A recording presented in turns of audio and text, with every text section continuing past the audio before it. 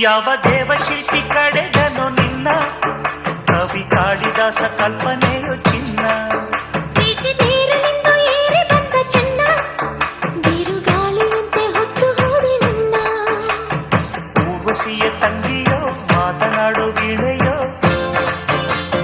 ಮನ್ಮಥನ ತಮ್ಮನೋ ವಾತ್ಸಾಯನ ನಂದನೋ ನಿನ್ನಲೇ ನಾ ಸೇರಿ ಹೋದೆ ಯಾವ ದೇವಶಿಲ್ಪಿ ಕಡೆದನು ನಿನ್ನ ಕವಿ ಕಾಳಿದಾಸ ಕಲ್ಪನೆಯು ಚಿನ್ನ